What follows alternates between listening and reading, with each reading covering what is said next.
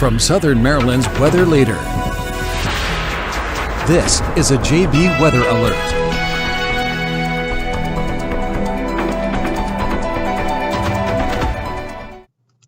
And good afternoon, everyone. I am forecaster John Bordash with you here for another weather update. We have a brand new severe thunderstorm warning in effect for parts of northern St. Mary's County, central portions of Calvert County, eastern portions of Charles County, and southern parts of Prince George's County.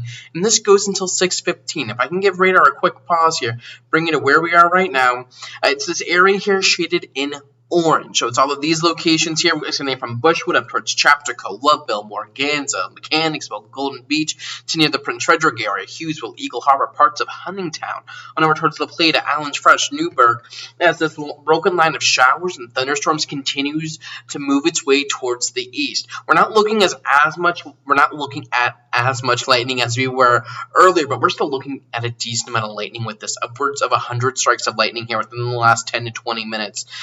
And actually, one story I do want to touch on with this storm before we get into exact timing here is just the immense amount of power outages that this line of thunderstorms has indeed prompted across parts of our region. Let me take you on over here to the SMECO website. We're talking up near 4,000 customers without power here in just western parts of Charles County alone, extending from around the Welcome area on over towards the Nanjouan, on up towards the Pittsca area, up near Indian Head, just as these storms have rolled through with those gusty winds upwards of 60 miles an hour, potentially seeing 1-inch size hail with these storms, frequent lightning, and that heavy rain. And now we're seeing that these storms are crossing 301, now beginning to move into parts of our core coverage area. Bringing you back on over here towards radar, let me give you some storm timing specifics with this line of storms here. Let me go ahead and bring up our storm tracker here. We want to start this, and it seems like every time I want to do this, we go through the same thing. So, oh, man, that's not user-friendly by any stretch of the imagination. So let's switch things on over here. Well, we once again let this reboot. I need to let the person who develops this software know something, because this is not good. But we are continuing to see this line of thunderstorms here. You can see it really now pushing through the La Plata area, really getting near the Hughesville area, down towards Mechanicsville, getting on over towards the Newburgh area. And actually, while we wait for this to reload, one thing I do want to go ahead and show you are these traffic cameras from on over towards the Harry Nice Bridge here, getting in towards Newburgh. If I can bring one of those up. Yeah, let me show you this one here. You can really see the heavy rain with these storms, those gusty winds. You can see the trees there blowing all around. Again, this is a 301 bridge, and we're looking at all of this heavy rain, those gusty winds really becoming a factor here. Let's take a look at some of those other traffic cameras from on over here. Let's take a look up this way. Yeah, and you can see here, we're still talking those heavy rains and those winds just blowing those trees around as these storms begin to push into our region. Taking it back on over here to radar, we are going to try this storm track once again. And if it doesn't work, we might hear some curse words. Given how this has been acting today. Not the biggest fan. There we go. Let's go ahead and get this storm track loaded up here. Then we're going to move this here to the east at about 20 to 25 miles an hour. And this would be an idea of storm timing here for you across parts of our region. So moving into the Hughesville area here in just about the next 4 or 5 minutes. Moving into Charlotte Hall in about the same time frame. Prince Frederick here over the next 15 minutes or so. Getting into Chaptico around that same time. Getting into Dares Beach by close to 6 o'clock. That's the same story on over towards Port Republic. Potentially getting into Leonardtown and Hollywood here over the next half hour to 45 minutes. And this line extends all the way down through parts of central Virginia. So if you're over here towards King George County, Westmoreland County, you're seeing some pretty gnarly weather as well. And we actually have one storm that's just kind of developed very quickly here, moving over the Cobb Island area, moving through southern parts of Charles County there, getting near the Wycomico River. But we're talking about gnarly weather in parts of King George County as well, Westmoreland County. You're probably seeing a decent amount of lightning in these areas as well.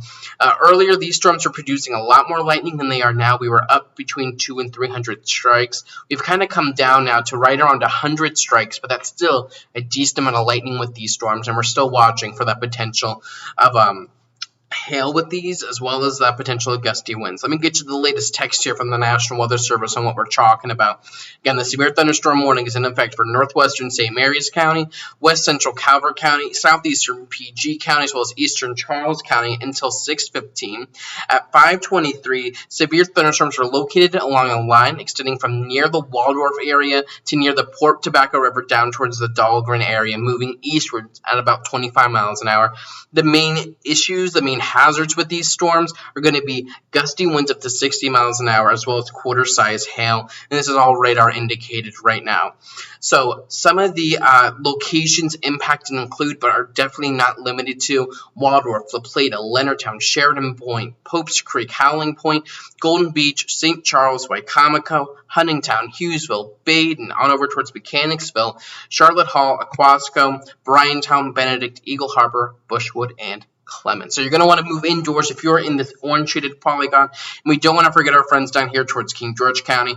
This is an additional severe thunderstorm warning down here for parts of King George County. This goes until 6 o'clock.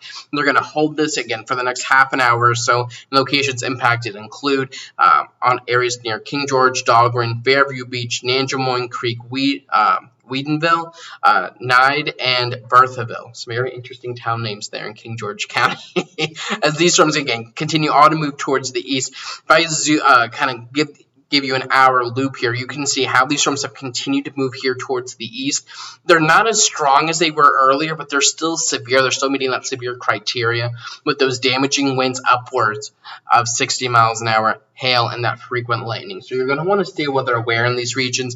And that storm timeline we gave you, pushing in towards parts of St. Mary's and Calvert counties here over the next hour or so. So if you have any interest, any plans, if you're over towards the Lesby area, Solomon's, down towards Leonardtown, on over towards St. Mary's City here, I would stay weather aware over the next 1 to 2 hours as these storms continue to push eastward, and we've seen them produce power outages. Upwards of 4,000 people or 4,000 customers rather are without power just in western Charles County.